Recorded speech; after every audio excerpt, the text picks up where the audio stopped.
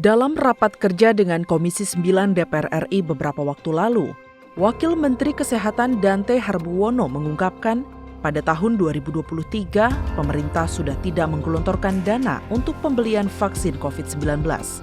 Vaksin booster berbayar akan diterapkan jika ada ketentuan booster boleh lebih dari 2 kali. Dengan ketentuan berlaku bagi peserta BPJS Kesehatan non-penerima bantuan iuran atau PBI. Sedangkan peserta PBI tetap diberikan secara gratis. Wakil Ketua Komisi 9 DPR RI Emanuela Kalena mengatakan, Komisi 9 DPR RI akan mengkaji secara mendalam dengan Kemenkes terkait vaksin gratis maupun vaksin berbayar dengan memperhatikan tingkat permintaan masyarakat untuk mendapatkan vaksin secara gratis atau berbayar. Tentu melihat dengan bagaimana kekuatan anggaran kita, dan juga perlu melihat juga suasana sosiologis yang kita bisa lagi cermati dengan booster pertama yang sudah berjalan ini. Sejauh ini sih kalau kami melihat bahwa hibah cukup banyak hibah yang diberikan kepada negara kita. Anggota Komisi 9 DPR RI Elva Hartati mengingatkan pemerintah agar memberikan vaksin COVID-19 dosis utama maupun booster secara gratis pada seluruh masyarakat Indonesia, sehingga terjadi pemerataan vaksinasi.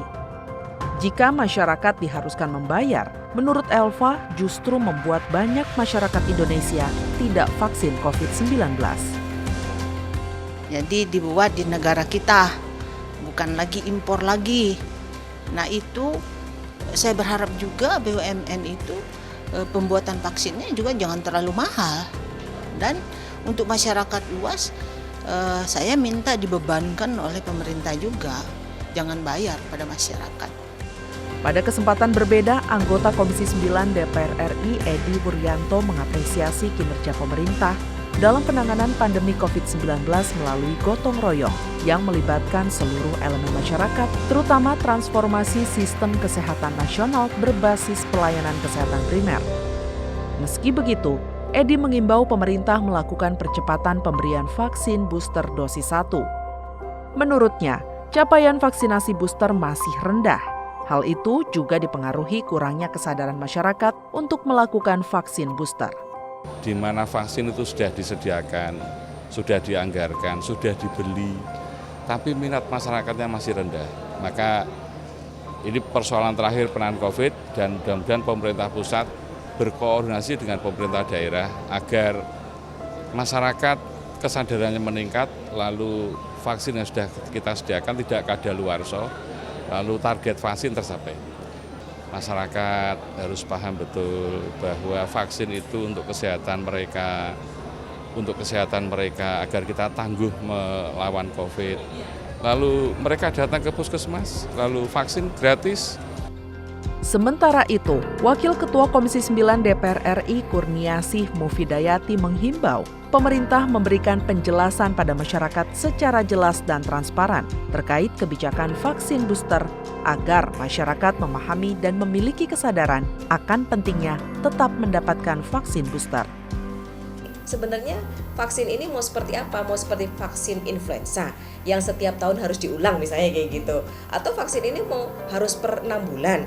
Atau vaksin ini per 3 bulan. Atau vaksin ini mau sampai yang keberapa. Ini jadi masih belum long term. Jadi kita tuh masih gak ngerti sebenarnya vaksin ini daya tahannya itu sampai berapa lama sih gitu kan, seperti itu.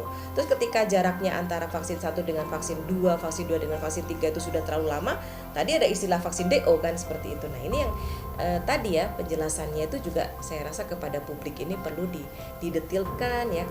Saat ini, selain terus mengejar vaksinasi dosis utama dan vaksinasi booster pada masyarakat umum, pemerintah sedang menjalankan juga vaksinasi booster dosis kedua yang masih difokuskan untuk tenaga kesehatan. Komisi 9 DPR RI mendorong pemerintah terus menggenjot capaian vaksinasi booster dosis 1 pada masyarakat, terutama kelompok rentan atau yang beresiko tinggi.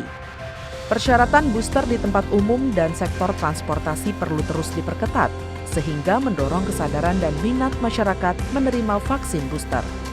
Tim Liputan TVR Parlemen melaporkan.